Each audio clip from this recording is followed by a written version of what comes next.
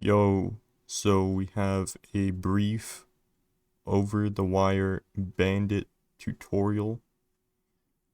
So over-the-wire is it's a website with war games. The war games offered by Over-the-Wire community can help you learn and practice security concepts and yeah, Linux basics, web security, cryptography, all that pretty useful stuff. Um, Especially considering I know I'm studying this. I'm really making this video so I could practice my skills, but I might as well publish a tutorial as well. So we're going to get started with the Bandit. We're going to do these. So I already did a couple of these, but it's pretty simple, or at least the first few are. Okay, so we're going to do probably level 0 to level 1 here. So the goal of this level is for you to log into the game using SSH secure shell. The host to which you need to connect is bandit.labs.yada yada on port 2220. The username is bandit0 and the password is bandit0. Once logged in, go to the level. Okay. So yeah, I'm on Kali Linux right now. I'm in a virtual machine. You don't need to do this in a virtual machine. You could do this on your Windows command line. So this is basically just the Windows equivalent of the command prompt. Just type in CMD to just open that, and all the commands should be identical, I believe. So we're gonna SSH into this. So yeah, you can see I've already done this before. Kali Linux logs your previous commands. So yeah, here's the syntax. You want to put the username of, I guess, well, the user that you're SSHing into, and of course the actual location over the wire.org. So to my knowledge, I think you don't always have to use a link, because with this thing called DNS, you should be able to just use a an IP address in some cases. Don't hold me to that. I'm still pretty new to this stuff. Okay, now with the -p, that's basically just in saying, here's our port, the port number we are going to use. There's ports and computers and all that. And I don't think we usually have to put that, because if we didn't put that, it would default. In the case of SSH, it would default to 22. But since we're not using the default SSH port, which, like I said, was 22, we're using 2220. We're gonna have to define the port and enter. Okay. Here we are. Bandit, this is OverTheWire game server. So yeah, we've SSH'd into the server, and they said the password is bandit0, and I just typed that in. The nature of this, it doesn't show the characters you typed in, and yeah. So you would just type in your password right there, and it won't show it, just for like security and all that. Okay, so we have SSH'd into the server, and as you can see, my user has changed. We're at bandit0 at bandit, and yeah, we're gonna do level 1 here real quick. Okay, the password for the next level is stored in a file called readme, located in the home directory. Use this password to get into Bandit 1, and that's how you level up. You get, you just do the task, and then it gives you the password, and then you would then SSH into the next level using SSH. Whenever you find the password for the level, use SSH on port 2220. Okay, so yeah, we have access to their system now. We're gonna do print working directory, so we're in the /home/bandit0 directory, and we are using Linux commands. You know, this is for basic Linux practice. And it says a file called readme in the home directory. Okay, so what we did there was the ls command stands for list. We're gonna list the contents, or list the non-hidden contents. If we want to list the all the contents, we would do a -a after that. We'll see. And basically the ones with all the dots. No, not these two, but these ones, these files.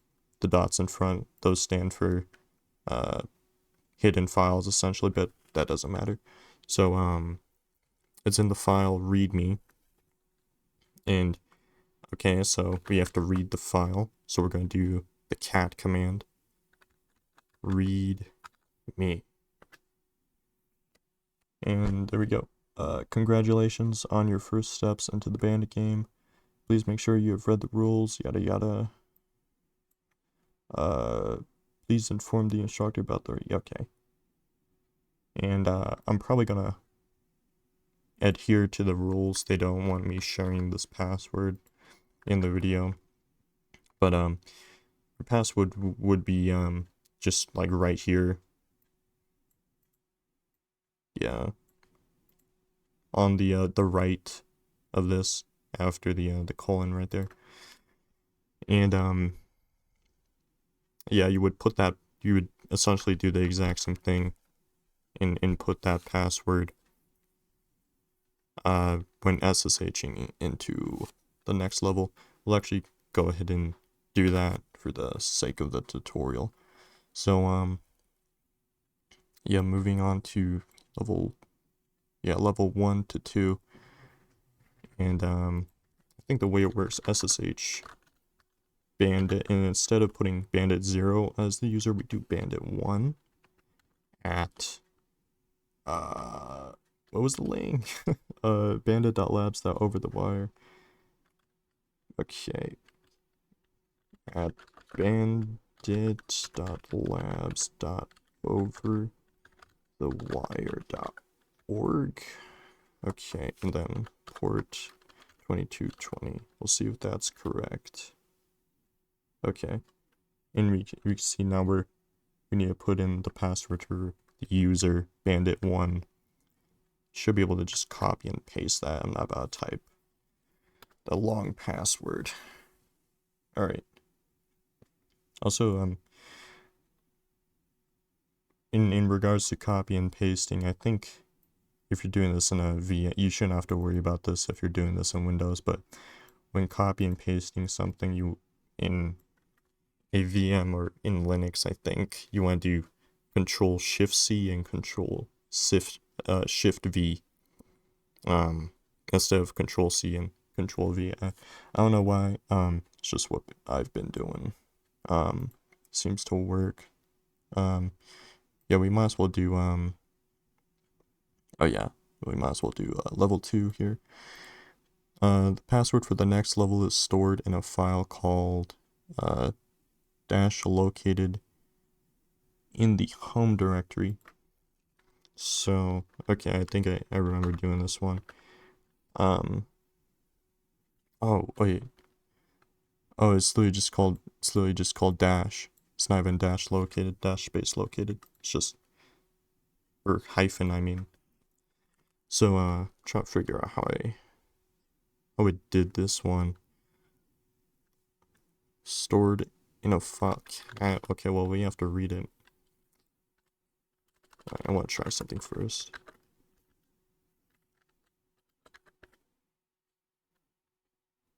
Okay.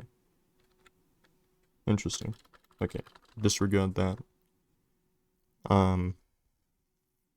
So cat, I get into this. Cat, and we can't just do cat dash, I don't think. Yeah, it hangs up. Cat, because it's, because we use dashes for, the options, it's dash A, dash F, dash L, just stuff like that. So the shell, this is called the shell interprets that, and we don't want it to interpret that as I guess, an option.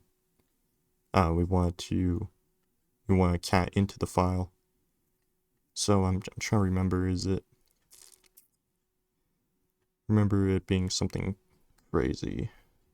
Is it slash dash? No. Maybe. No. How do we do this?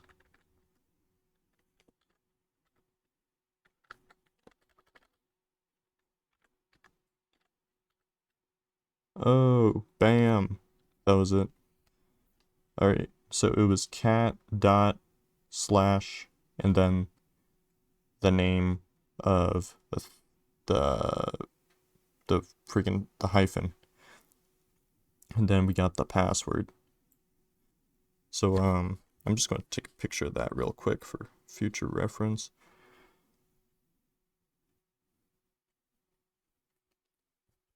Alright.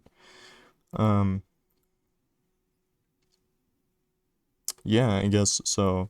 For future reference, if you need to protect something from being interpreted, you use the dot slash. I thought it was the quotation marks that protect things, but what's going on here? But apparently it's not. That's weird. As you can see, I still don't know much about what I'm doing. But anyway, that's essentially the tutorial. And yeah.